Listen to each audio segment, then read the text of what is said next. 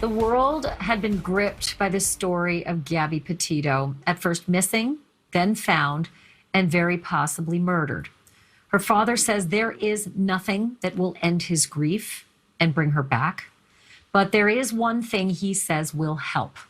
Pay attention, he says, to the missing and murdered women in Montana who are being ignored. Native American women are the most stalked, raped, and murdered of any women in America. They go missing, they're found dead. What's the pattern? Selena's the 28th one in Bighorn County that hasn't been investigated. Their voices need to be heard. If a non-tribal person commits a murder on a reservation, tribal police can't even make the arrest. Why are these cases not being investigated? No arrest, no charges brought. It keeps happening over and over and over again. I feel like I have a target on my back. We need to stop this. Joining me now is the host of the documentary, who just happens to be a former criminal prosecutor, Lonnie Combs. Also with me, the film's forensic expert, Joseph Scott Morgan of Jacksonville State University. Welcome to both of you. Lonnie, I'm going to begin with you. It's a very simple question. These are American women. Why are these murder cases, and I mean, that's the top of the chain in criminal justice, why are they being ignored? That's right.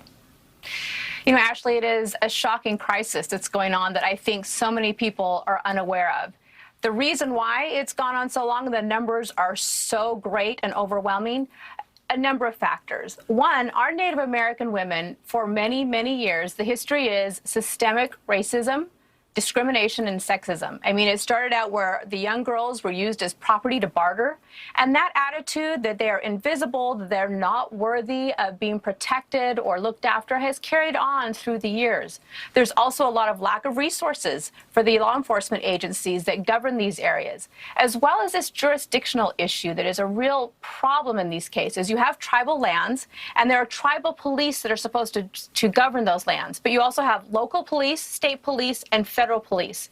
And as was stated in that clip, there's this issue with tribal police not being able to arrest non-Native Americans who come onto the tribal lands and commit crimes. So they have to call for help to the local or state or federal level. And many times when that call for help goes out, it is not responded to. They don't have time, they don't have the resources, they don't have enough deputies to go out there, or it just falls through the cracks. They're saying, well, where did these girls actually go missing? We don't know. And they start pointing the fingers at each other, and no one picks up the case and actually actively investigates.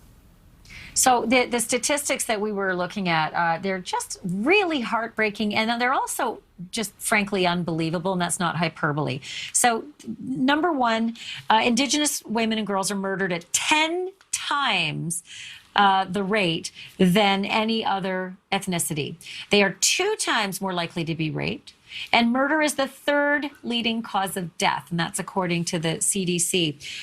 Joe, when you signed on to this project, I wondered about the forensics in all of this, and if there's something political in the forensics. I mean, is it different than the average case that you look at? Yeah, it is. And I think to Lonnie's point, a lot of it comes down to the absence of communication between many of these groups. You have a total and complete breakdown when it comes to accountability. You know, you begin to think about the coroner, you begin to think about maybe a state medical examiner, and a lot of the data gets lost in the mix. And so when you're looking for patterns, particularly from a forensic standpoint, and you've got all of these cases, as you have mentioned, that go from reservation to reservation to reservation, there's no way to kind of compile this data relative to typologies, the types of women that are being victimized. If you've got serial perpetrators who, you know, has been pointed out that these women are easily victimized. And a lot of these situations, you've got major interstates that are running right through these areas, which essentially makes them easy targets for human trafficking and for people that would certainly not have their best interest at heart. When we come back after the break, there is also that question of something that if you hear the word cold case, it means something entirely when it comes to the forensics in these cases, meaning the cold. It's an easy excuse for why someone dies. We're going to talk about that with Joe and Lonnie right after the break. Canada, Joseph Scott Morgan, and Lonnie Combs. So, Lonnie, I wanted to just ask you real quickly about the three people that you feature in this documentary, Henny, Kaisera, and Selena. These three victims. What was the similarity between these three victims? They're all young, 14, 18, and 16 years old. They're all Native American girls that are living in this area of Montana, Bighorn County. They all went out just doing normal things with their friends, going to a party. They disappeared. They're missing. Their families had to search for them.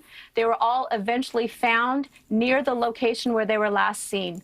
And there really weren't any answers given to the families as to what happened to them. Three lovely faces that we're seeing on the screen right now. Joe, I said cold case before the break. It means something entirely differently from a forensic standpoint, and for the reason that it is actually stymieing these cases. What does it? What does that mean when I say cold case with regard to these murders? Yeah, well, 2 out of these 3 young women, their final diagnosis was hypothermia. And that is a diagnosis of exclusion. That means that we got nothing else to hang our hat on. We're going to call this hypothermia, which of course is exposure. The third, they couldn't rule out potentially some kind of suffocation leading to her cause of death. So at the end of the day, as Lonnie had stated, we're no closer to any answers here, and that's very troubling. And you don't get a whole lot of resources dedicated to you if it's a hypothermia and not murder. That totally changes things. Lonnie, this is so upsetting to see this, but even the granddaughter of the Northern Cheyenne tribal president was a victim of murder. And it turns out, as I think you've discovered in your research, that almost every Native American personally knows someone who was murdered. And that just seems inconceivable. The statistics are overwhelming. 94% of our Native American girls and women will be raped or coerced during their lifetime. That means if you were born Native American and you're a girl, you will be raped or coerced unless you're part of that lucky 6%. When we talked to the women there and the families there in Montana, every person we talked to had a daughter, a sister, a grandmother, an aunt who themselves had been missing and murdered. It's everywhere. It's prevalent. And the young girls growing up know that. They know they have a target on their back. And no one should have to live with that level of violence facing them. Just a quick plug, the documentary Murdered and Missing in Montana premieres this Friday night at 8 p.m. Eastern on Oxygen.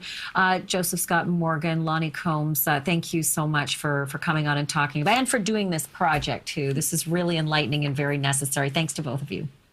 Thank you, Ash.